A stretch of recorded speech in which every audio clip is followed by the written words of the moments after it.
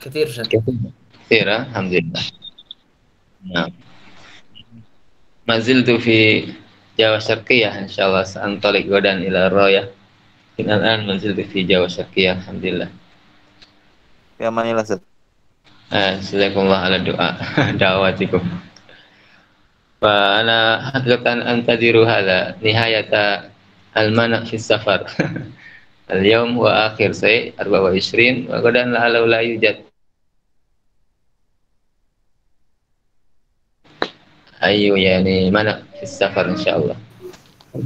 طيب نواصل بارك الله فيكم يا طلاب. عفوا أحيانا أنا أخطئ الصورة في صورة ثقيلة جدا. أحيانا الصورة غير أثبت يعني الصوت غير واضح وغير ماذا وثقيلة قليلا لذلك أحيانا أنا أطفئ الصورة ما في مشكلة.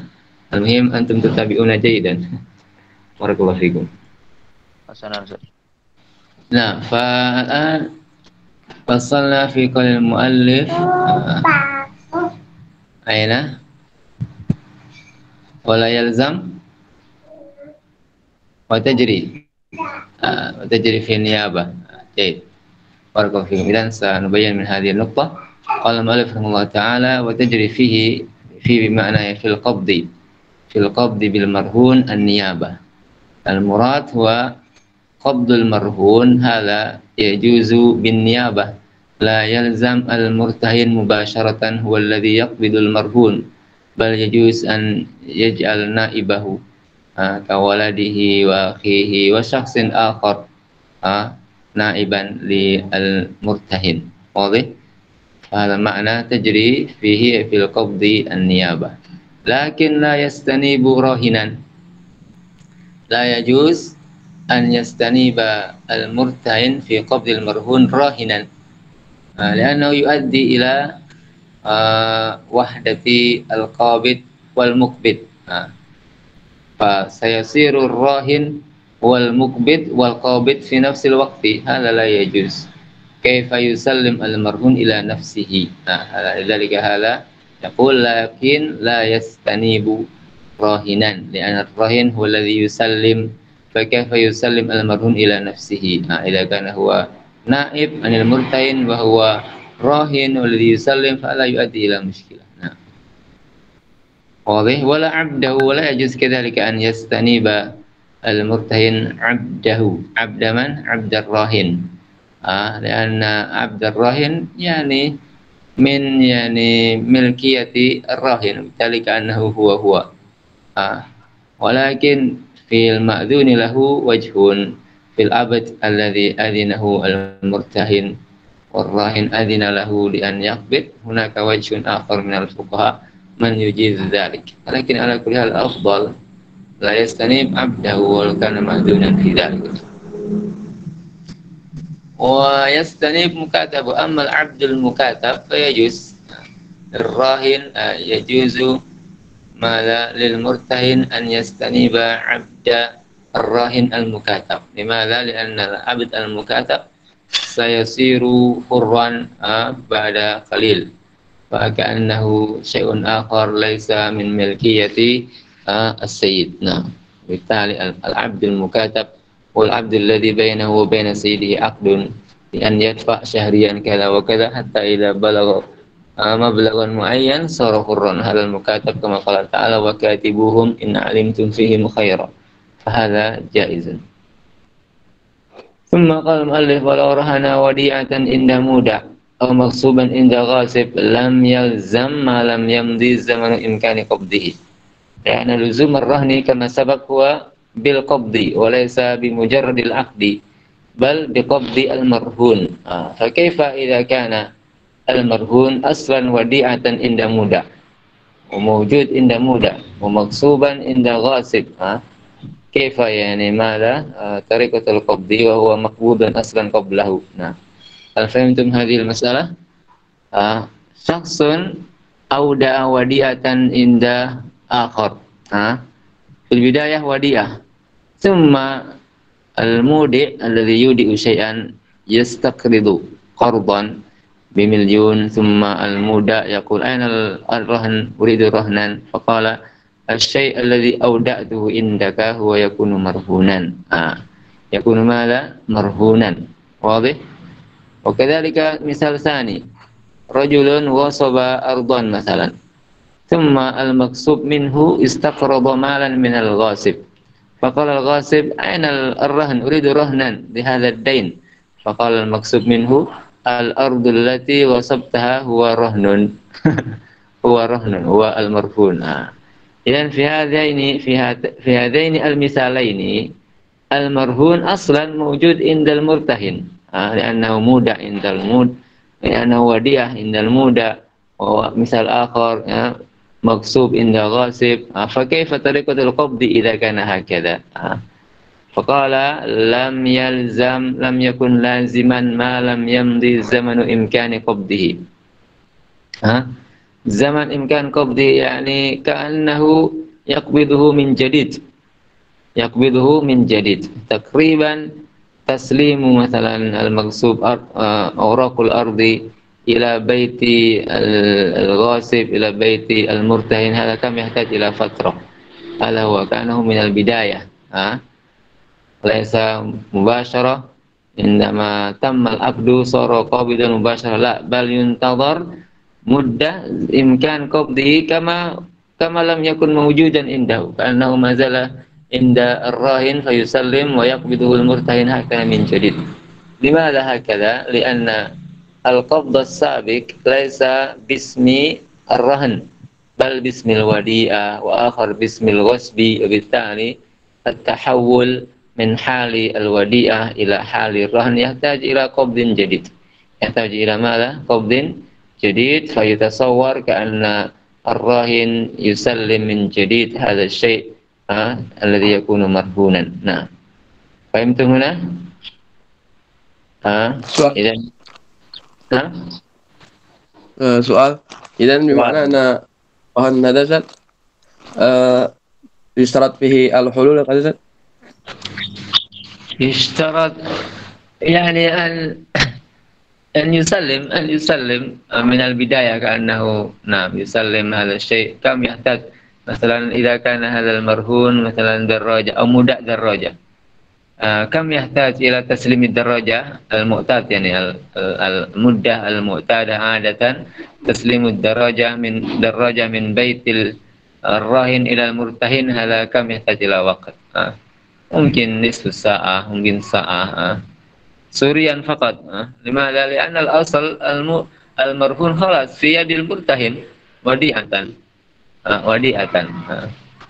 jadi asal في يد المرتهن، لكن من باب القبض ينتظر مدة حتى تمضي مدة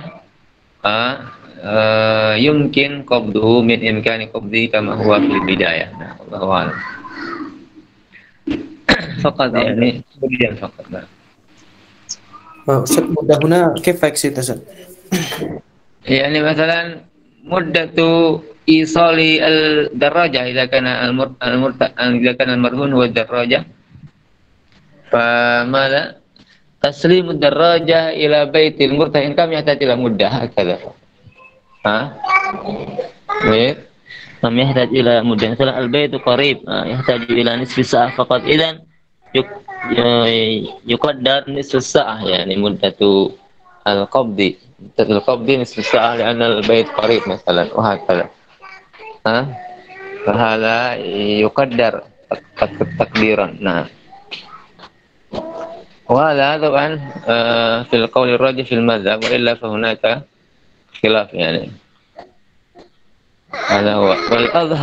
والأظهر كذلك اشتراط إذنه في قبضه، إذن الراهن يأذن للمرتهن أن يقبض المرتهن هذا الشيء المرهون بإذنه. ماذا؟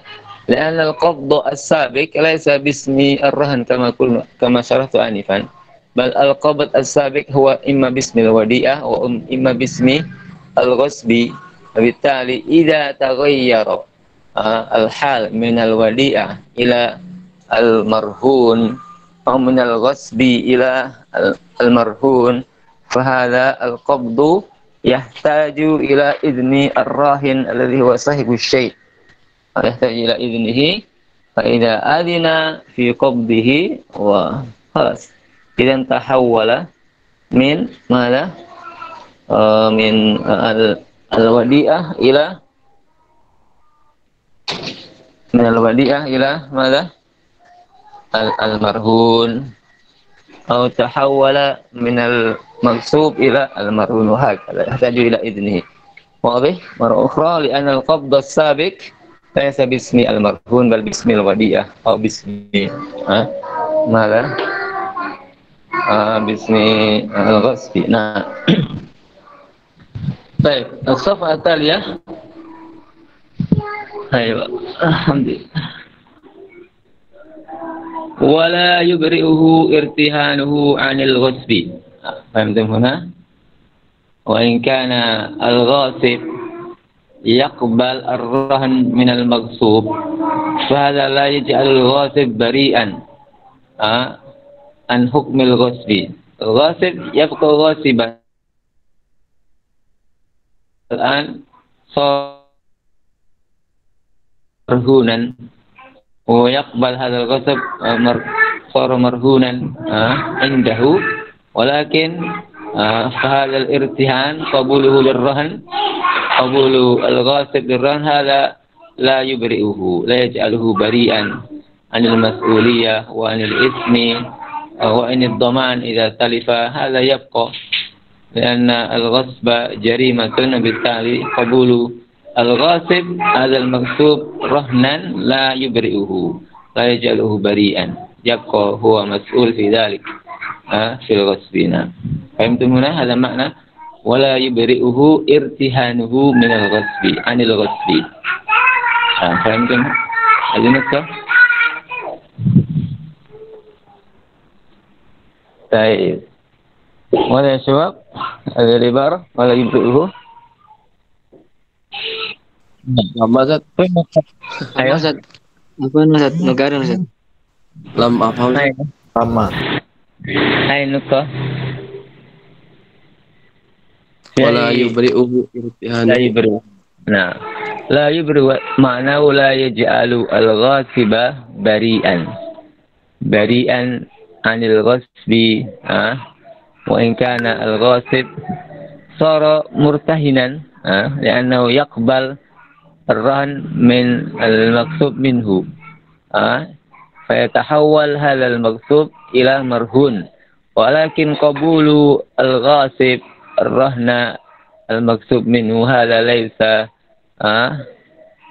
ماذا لا يبرئه لا يجعله بريئا من إثم الغصب من ذنب الغصب ومن ضمان المغصوب إذا تلف عنده إلى آخره هذا لا يبرئه لأن الغصب مهما كان يتحول إلى مرهون فهو يبقى غاصبا ممنوعا ومحرما في ذلك فهمتم؟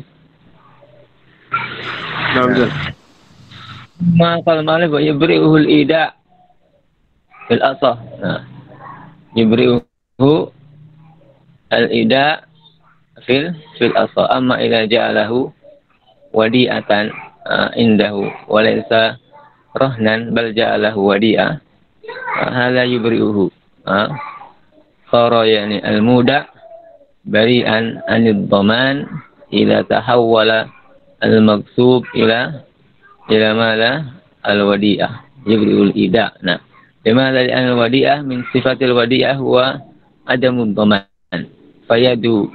يد ماذا يد المودع يد ضمان فإذا تلف في يده الوديعة تلفت الوديعة في يده فهو لا يضمن إذا كان بدون تقصير هذا معناه ويبرئه الإيداع الوديعة ماذا الغصب يتحول إلى وديعة فهذا يبرئه فصار وديعة إذا كان وديعة لابد أن يرجعه فيما بعد أما إذا كان يتحول إلى الرهن فهذا لا يبرئه هذا معنى ويبرئه الإيداع في الأصح تحول al-ghasbi ila wadi'ah hala yaj'alul muda' bari'an anil dhaman ila talifa.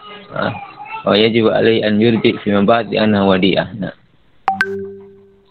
Thumma wa yahsulur ruju' anir rahni qabla al-qabdi bi tasarrufin yuzilul milk. Ar-ruju' anir rahni, hal yajuz ar-ruju' anir rahni yajuz idza lam yatim mala al-qabdu. Kama dzikra huna qabla al-qabdi yajuz. Law yajuz ar-rahin an yarji anir rahni ay yubtil ar-rahna mata idza lam yatim al-qabdu. Idza lam yatim mala al-qabdu, qabdul marhun lam yakun fi yadil murtahin ma zala inda ar-rahin. In kana hadha ba'da al-aqdi walakin ma lam yatim al-qabdu fa ma zala yajuzu ar-ruju'. Wa kayfa yahsul ar-ruju' idza tasarrafa ar-rahin bi tasarruf yuzilul milka. Yuzilul milka ay bimana milkuhu sara zail wa yatahawwal ila akhar. Misaluhu madha kahibah. Ar-rahin qala fil aqdi sa'arhanu ardi. Walakin qabla an yusallima al-ardha fa idan ar-rahin yahabu hadhihi al-ard waqfan lil masjid masalan. Fa ma'na dhalika raja'a 'anil rahni wa raja'a 'anil rahni algha ar-rahna. Wa kadzalika wa bi syart hibatin maqbudah yani hibah qad qabadahu al-mawhub.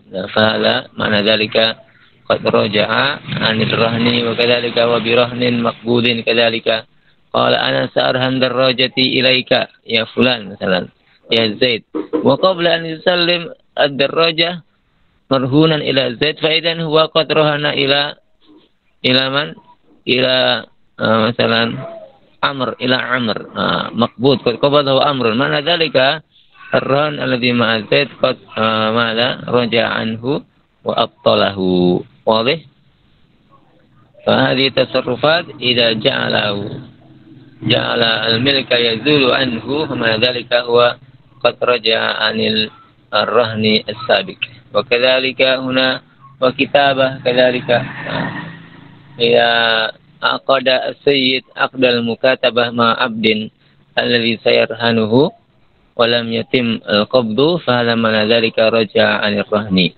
wa kadzalika tadbiruhu fil adhar idza dabbara sayyid amra 'abdihi bi an qala anta satakun hurran ba'da wafati ba'da mauti fa ala abdul mudabbar hakala sya'nuhu fa idzan mana dzalika hasal ar-ruju' 'anil rahni raja 'anil rahni kadzalika idza fa'ala dzalik fil aqdi wa bi ihbaliha kadzalika al-ihbal mana ja'lul amah hubla biwad'iha tawan as-sayyid wada'a al-amah thumma sarat al-amah hubla mana hamilan min walad minhu min as-sayyid fa idza fa'ala dhalika wa qad mala aqada bainahu wa baina al-murtahin aqdan walakin qabla an yusallim al-amah ahbalaha masalan fa lamma dhalika qad raja'a 'anil rahni qad raja'a wa algha ar-rahna.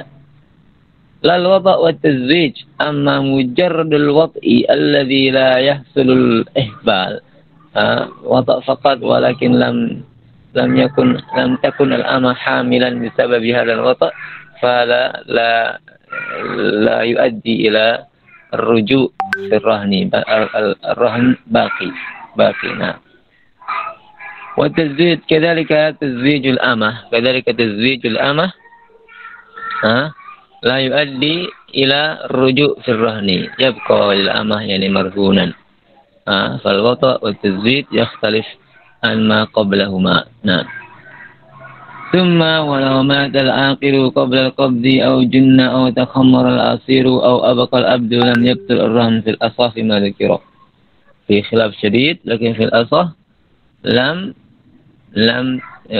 yabtul ar-rahn mata idza mata al-aqid limadha إذا مات العقد لم يبطل لأنه يمكن وليه أو ما وارثه من ابنه أو نحو ذلك أن يقوم مقامه وكذلك لو جن فوليه المجنون ممكن يقوم مقامه أو تخمر العصير صار العصير خمرا فيمكن أن ينتظر بعد أن تخمر سيصير العصير خلا، والخل حلال فيجوز أن يكون مرهونا. أو أبقى العبد فيمكن أن يبحث حتى يوجد، حتى يعني يجد العبد مرة أخرى. يا الله ما في. طيب. هذا كله لم يؤدي إلى بطلان الرهن في الأصل، وإن كان في خلاف في هذه المسائل. طيب، الصفحة التالية.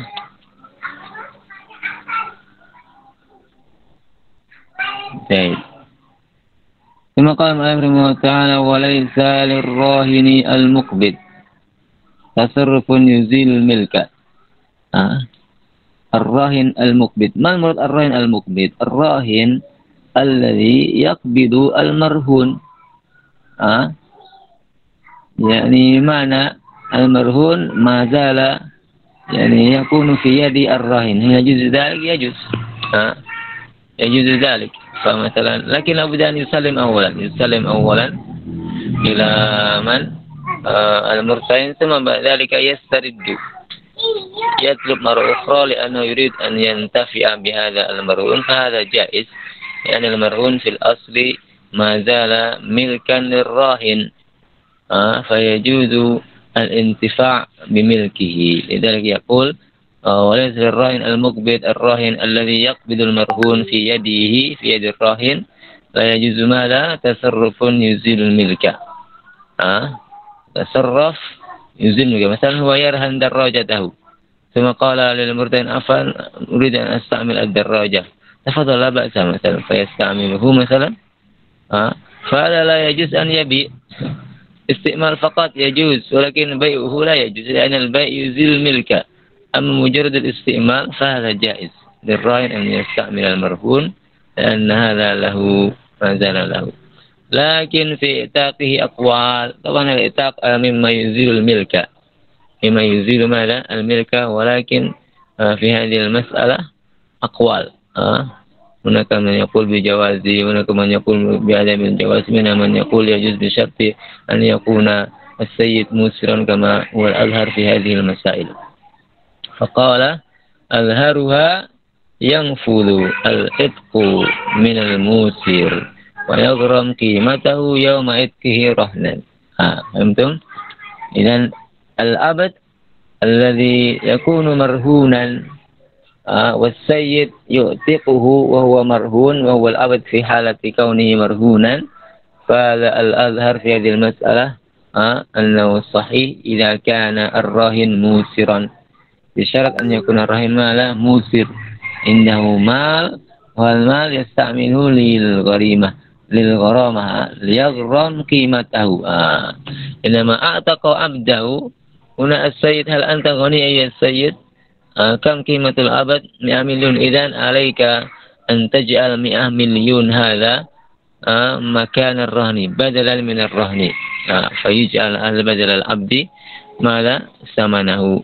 هذا معنى ويغرم قيمته يوم عتقه رهنا، فيجعل هذه القيمة رهنا بدل هذا العبد. واضح؟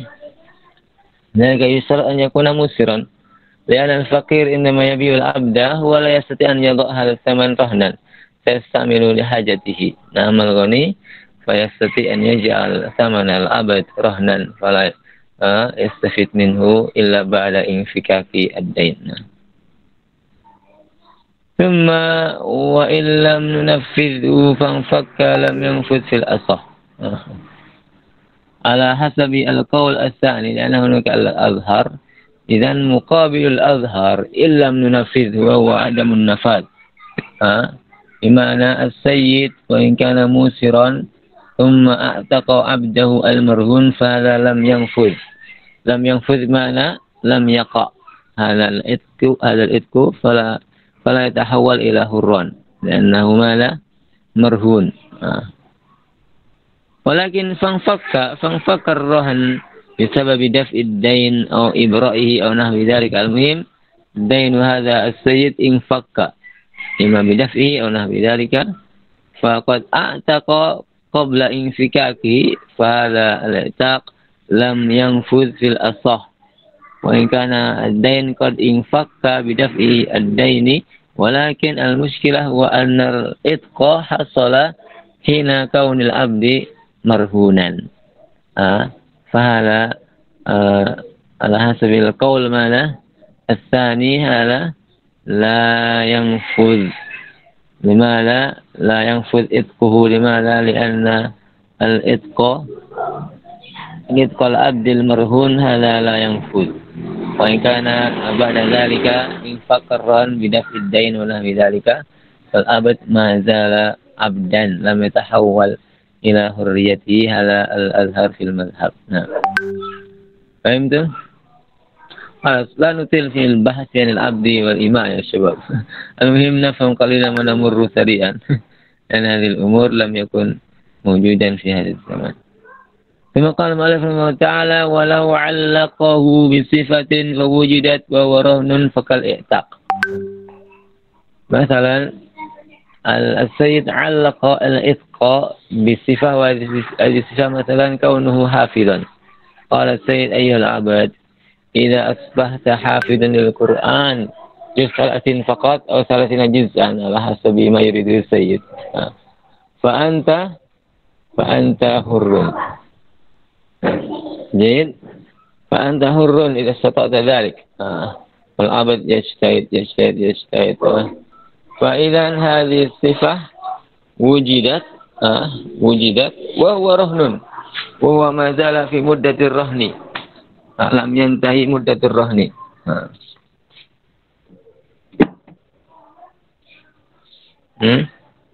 ففي هذا المثال حكمه كالإعتاق كما سبق. إذا كان المعتق بصفة معلقة معينة، إذا كان المعتق ماذا موسرا غنيا فنفذ وإلا فلا. هذا هو القول الأظهر في هذه المسألة. جيد. oleh sebab baik إلى نواصل. أو بعده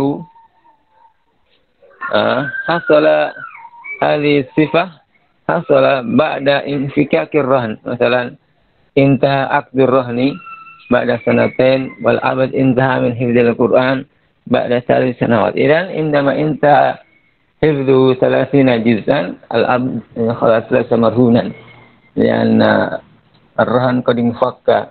انتهى مدة الرهن وقد دفع السيد ماذا دينه، وبالتالي نفذ على القول الصحيح. نفذ ماذا الإفك. لماذا؟ لأن الصفة وجدت بعد انفكاك الرهن، بعد يعني انتهاء مدة الرهن. فهمتم هذه المسألة؟ خلاص نواصل.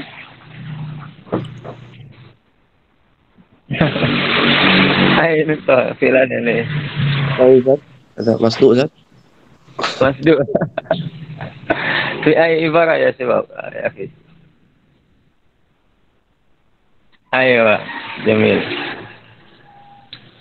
Misal يتبع المقال يا أخي. السيد علق الإتق بصفة. مثال الصفة الذي قلت لكم هو ماذا؟ يا عبدي إذا استطعت أن تكون حافظا للقرآن فأنت حر. إذن حريته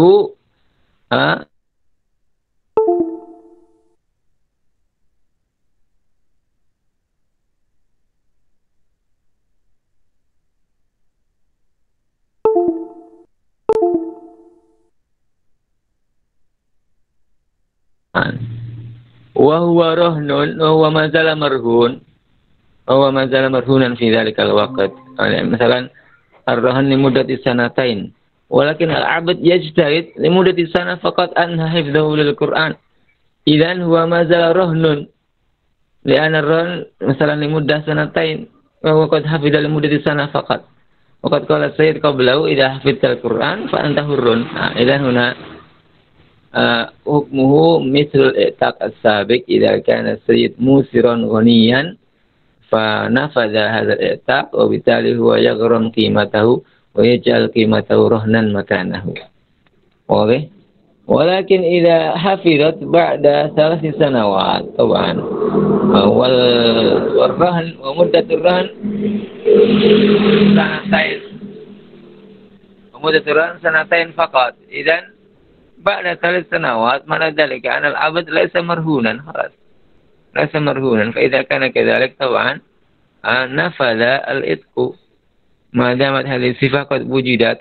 العبد صار حافظا للقرآن بعد 3 سنوات، وفي هذه السنة الثالثة هذا العبد ليس مرهونا، لأنه بعد انفكاك الرهن بدفع سيد دينه، السيد قد دفع دينه، وصار العبد ليس مرهونا مرة أخرى لأنه قد دفع السيد دينه. وبالتالي إذا وجدت هذه الصفة بعد انفكاك الرهن، بعد انتهاء مدة الرهن، معنى ذلك حصل الحرية ونفذ العتق وصار العبد حرا، لأنه قد اتصف بصفة الحفظ، وحصل هذا بعد الرهن، وحصل هذا بعد انفكاك الرهن. فهمتم الآن؟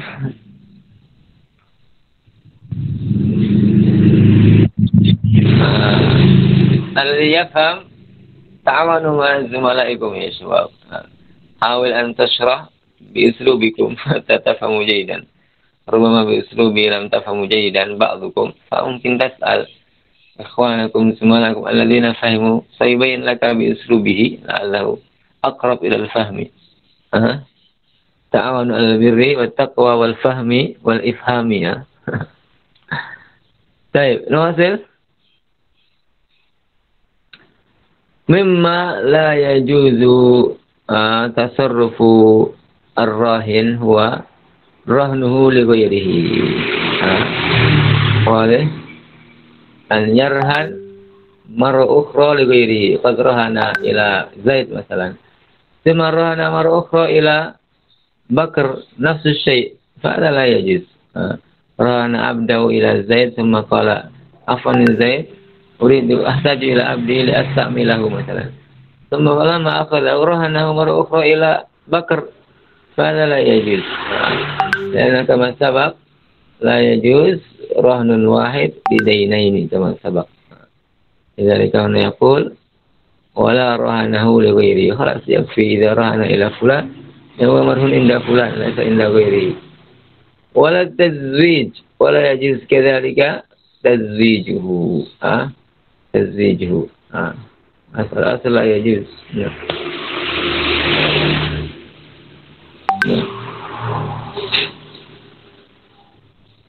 خلاص إذا لا يجوز ماذا؟ رهنه لغيره. ولا التزويج كذلك لا يجوز. تزويج الأمة يعني المراد تزويج ماذا؟ الأمة. ولا الإجارة كذلك لا يجوز لمن الراهن أن يؤجر المرهون. يؤجر ماذا؟ المرهون. إذا كان شيء مرهونا لا يجوز أن يؤجره إن كان الدين حالا أو يحل قبلها. واضح؟ مثلا ماذا؟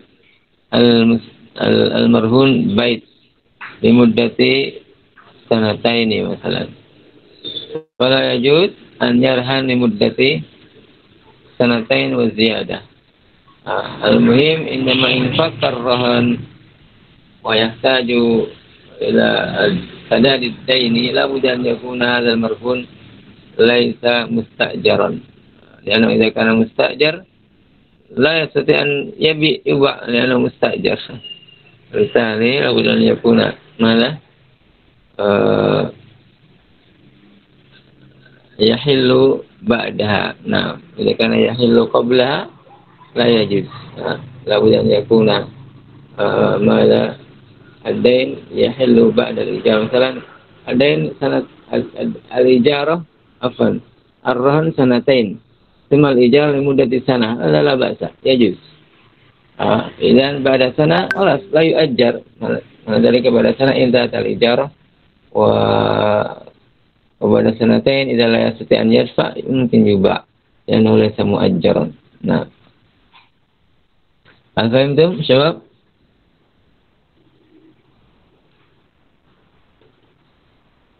Halo, hal fahimtum?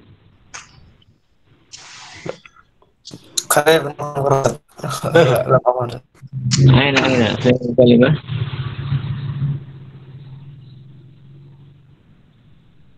في جملة يا شباب.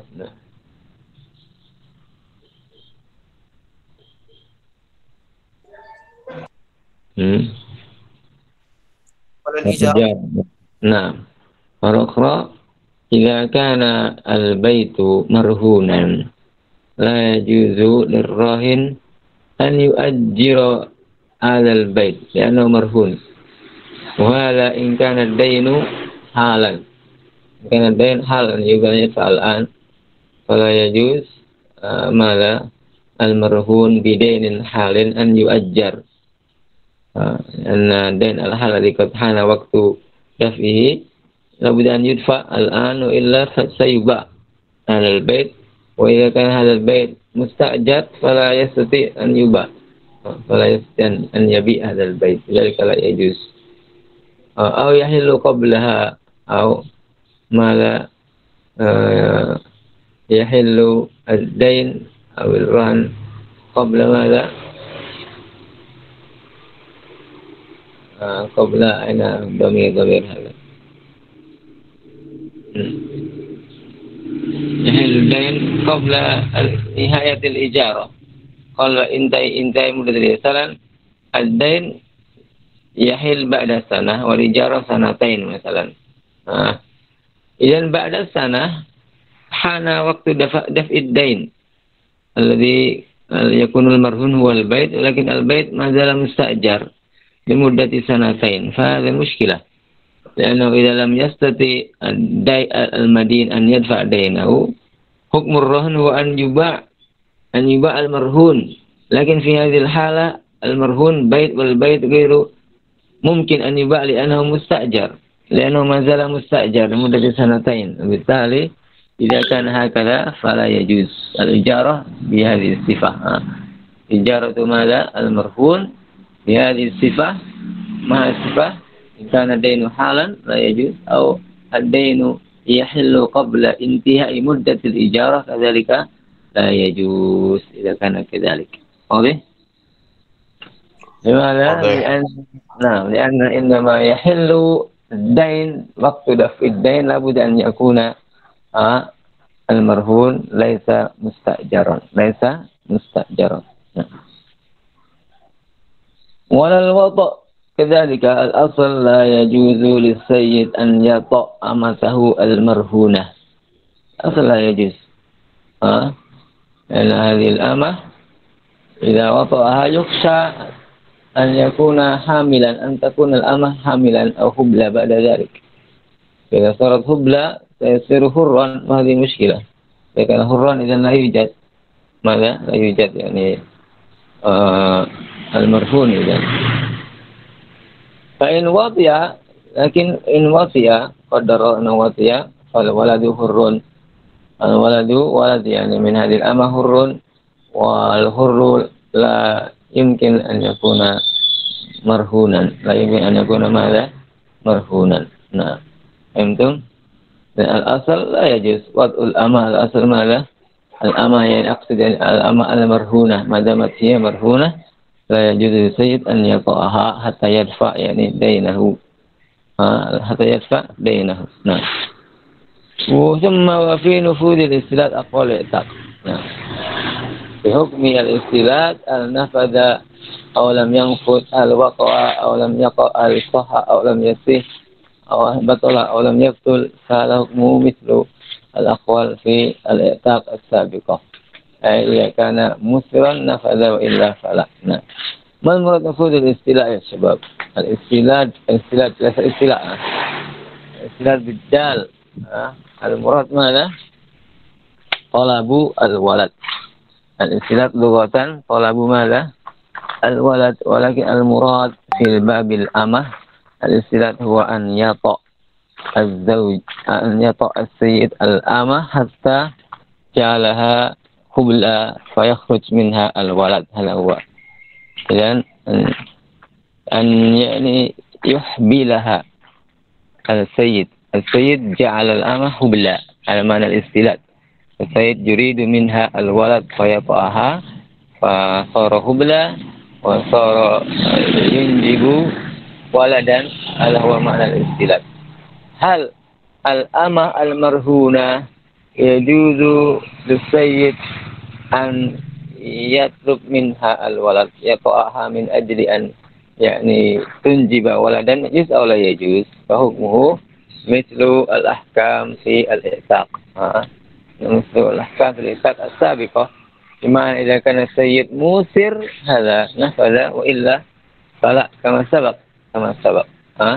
واضح؟ إذا فهمتم من الاستيلاد طلبوا ماذا؟ الولد. نعم، وطأ أمتها من أجل أن يعني تنجب الأمة، فهذا الولد طبعا سيكون حرا. نعم. طيب، ثم فإن لم ننفذه فانفك نفذ في الأصح. نعم. على القول الثاني وهو مقابل الأظهر، بمعنى الاستيلاد لا ينفذ، لا يقع ولا دليل، معنى يبقى يعني الأمة كأنها ماذا لم يدخلها السيد. لا يجوز للسيد أن يطأها مدة حال المرهون، مدة كان حال كونها مرهونا، هذا لا يجوز مثلا. ثم انفك يعني الرهن بسبب دفع الدين، والأمة يعني هبلة صارت هبلة فنفذ في الأصح، فالاستيلاد نفذ بمعنى هذا الولد صار يعني حرا، لأن الاستيلاد نفذ، والولد إذا صار حرا إذا خرج من بطن أمها، والأمة تسمى أم ولد، فإذا كان صار أم ولد فإذا مات السيد صار حرا، صار هذه الأمة حرا. أي قال الشباب لا نتعمق في الأمة والعبد، نمشي سريعا قليلا، هذه الأشياء يعني لم يكن موجودا في هذا الزمن. نعم. قال المؤلف فلو ماتت بالولادة غرم قيمتها رهنا في الأصح. نعم. بعد أن تم الاستيلاد مثلا، وفعلا الأمة هبلة وهي مرهونة في حالة الرهن، ثم عندما أنجبت الأمة ماتت الأمة بسبب الولادة، بسبب الولادة، عند الولادة ماتت، وهي مع أنها يعني مرهونة، إذن السيد غرم قيمتها رهنا في الأصح. وهي الأصح ما دام السيد والذي أحبل هذه الأمة فهو مسؤول إذا ماتت بالولادة، فغرم قيمتها. كم قيمة الأمة؟ 100 مليون مثلا، فجعل هذه 100 قيمتها رهنا في الأصح. نعم، بدلا يعني لهذه الأمة. واضح؟ فهمتم؟ نعم، جيد. نعم. البقية من البقرة يا شباب. تمام زد. تمام أستاذ. نقطة إن شاء الله في اللقاء القادم إن شاء الله. بارك الله فيكم. على كل حال يعني الأمور الأساسية في الرهن قد أخذنا، يعني تعريف الرهن وحكم الرهن، أركان الرهن إلى آخره، قد أخذنا هذه الورق المهم، هذه زياداتنا وبيانات من ذلك لا بأس به، لكن لا نتعمق في الأمة والعبد إن شاء الله. بارك الله فيكم جميعا. سبحانك اللهم وبحمدك أشهد أن لا إله إلا أنت أستغفرك وأتوب إليك. السلام عليكم ورحمة الله وبركاته. وعليكم السلام Waalaikumsalam warahmatullahi wabarakatuh. بارك الله فيكم.